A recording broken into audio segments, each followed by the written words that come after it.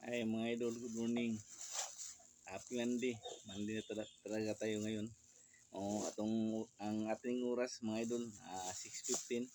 Bago ako umpisa sa work, linisin ko muna itong ko, yung damay wala nang laman. Mahal pa ba ito mga idol? Kung linis ko ng yung metal polish.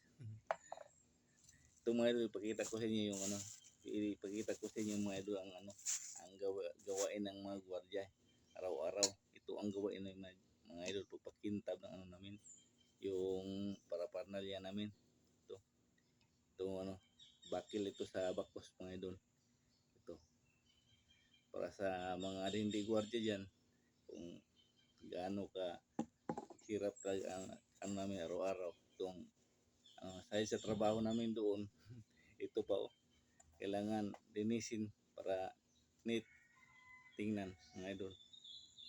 Iwan ko dyan sa ibang gwardiya kung ginawa ba nila ito palagi araw-araw.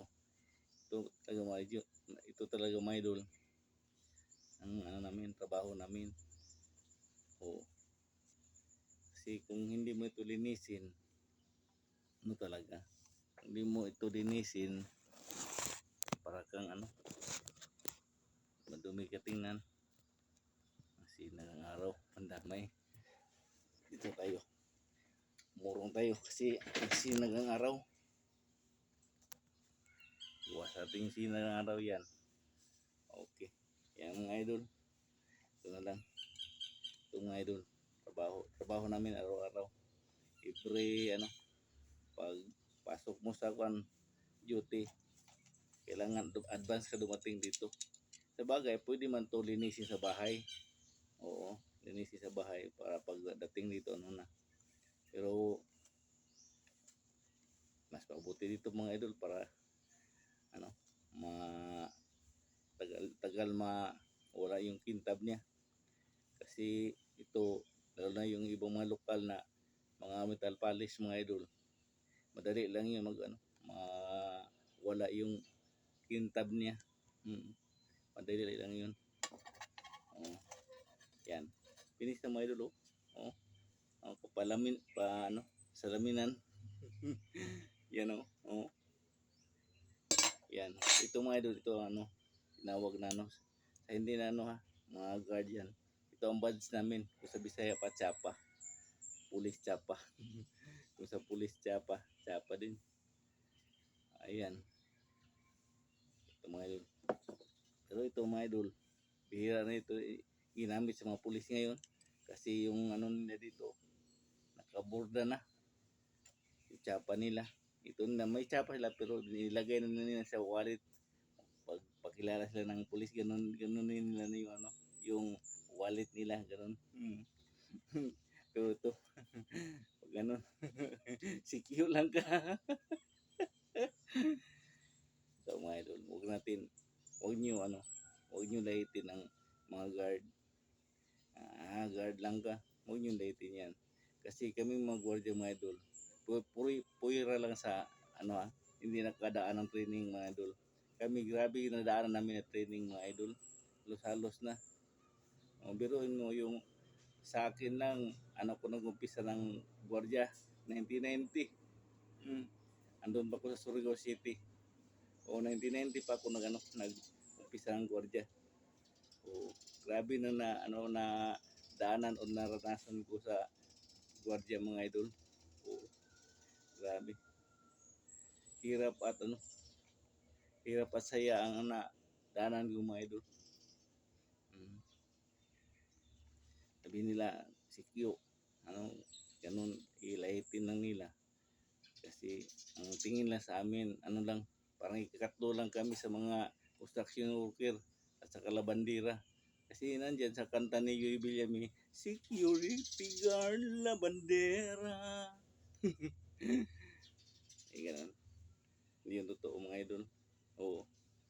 Pag pang-apply pa lang nyo ng gwardiya ngayon, kung wala kayong 20,000 or 15,000, hindi kayo gwardiya mga idol. Sa totoo lang, yung yung legit na gwardiya, o yung gwardiya na posting ka lang diyan tapos wala kang license. Wala, hindi ganun. Uniforme lang ang gasto mo. Wala yun. Pero pag guard ka nga, legit ka nga guard, oh, pag dumaan ka ng training, yung Gmail mo, tilapan lang yan. Oh, tilapan lang yung Gmail mo.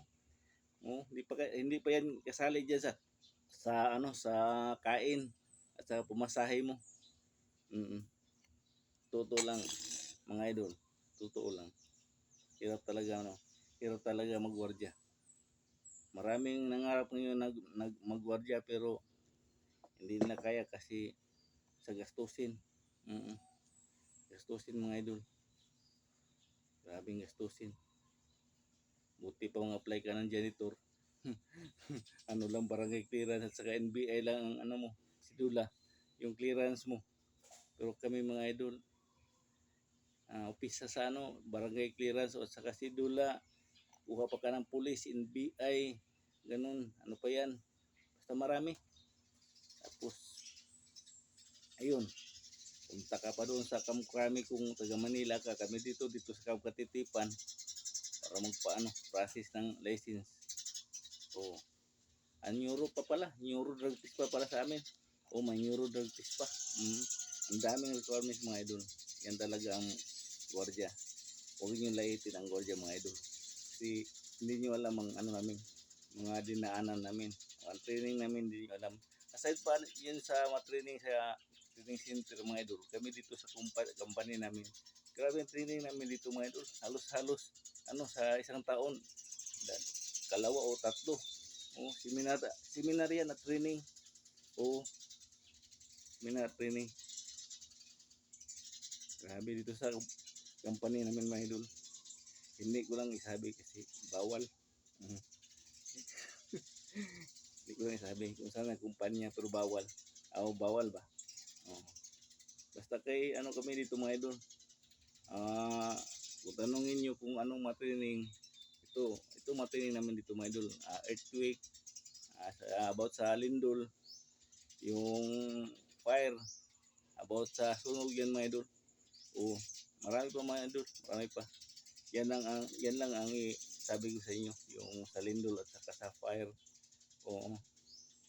Yan mga idol. Ito ang trabaho namin mga idol. Totoo lang. So yung iba niyan, sa mga customer, hindi yan sa amin. Pag yung mga client namin, pagpasok pa lang nila sa business office mga idol. Hindi, yan sa amin. Ang manuskrito yan sa amin. Yung iba dyan, mag-share sa amin. Share din ka ang tawag namin sa kanila. Sila din, share din response din sa amin, share. Yung iba guard, okay lang. Guard man tayo. Guard, chief. Chief, guard. Good morning. Morning, ma'am. Yan mga idol. Ito mga idol, ito ang tinatawag na color pin. Dito yung sa liig banda dito sa Quilihan. Sa may Quilihan ito. Kailangan talaga mga idol. Malinis ito mga idol. Lahat. Kasi pagtingin sa sa tao, sa client, customers namin, ito mga idol, makita nila na kintab ang ang mga paraphernalia mo. Hindi yan hindi kailaitin. Believe lang sa'yo basta guard ka na, neat ka sa sa pang-uniform mo. Believe yan sa'yo. Hindi katulad yung iba dyan na guardian. Wala akong tinutumbo ka. Yung mga ibang guardian, tapos tingnan mo, wala talaga. Walang luoy lang ba? Kawawa lang. Kasi hindi nila alam, nilalait lang sila ng tao. Tawagin baka parang Q. Tawagin baka Q. Q, hindi. QP. Alam niyo yan. Hindi ko na ituloy. Baka mapaul ako dito sa video ko mga idol. QP. Yan, ang iba mga idol. Laitin nila ba?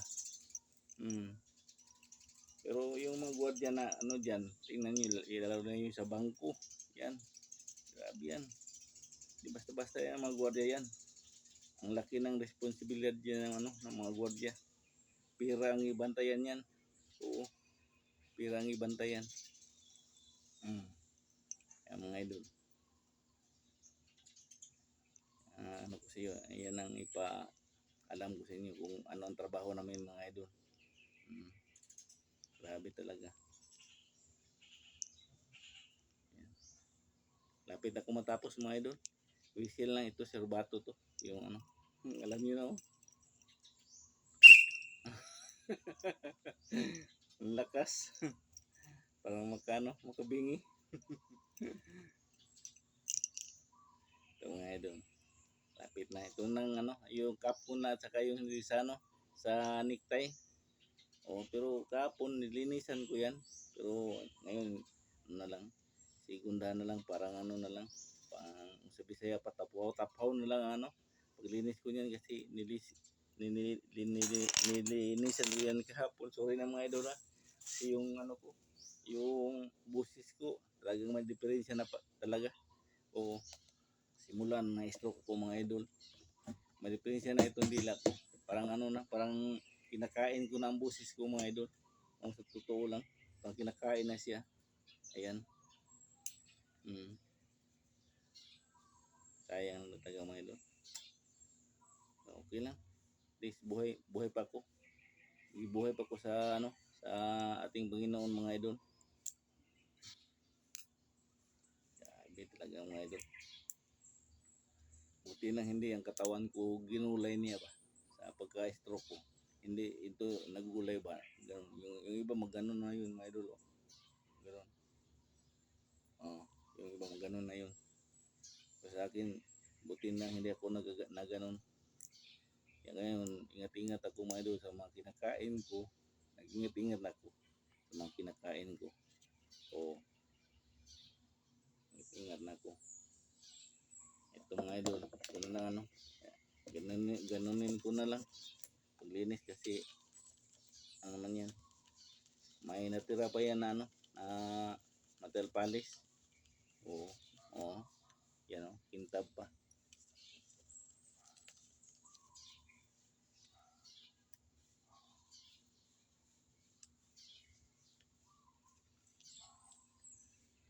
Tulad ng mga ibang trabaho dyan mga idol, upo ka agad.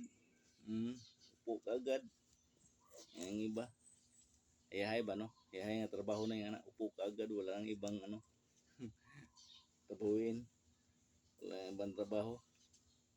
So, sa amin, before ka ito, linisin mo muna ang ano mo, sarili mo. At yung sa hygiene mga idol, yung mga pabango, kailangan din namin yan. Pero, ano namin,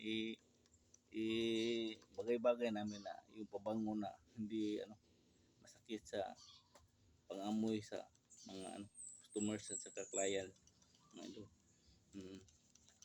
Yung iba diyan grabe magkapabango, masakit sa ano sa ilong. Yan mga idol, tapos na. Okay, medyo mababa ang video ko mga idol. Salamat sa panood mga idol. Thank you very much.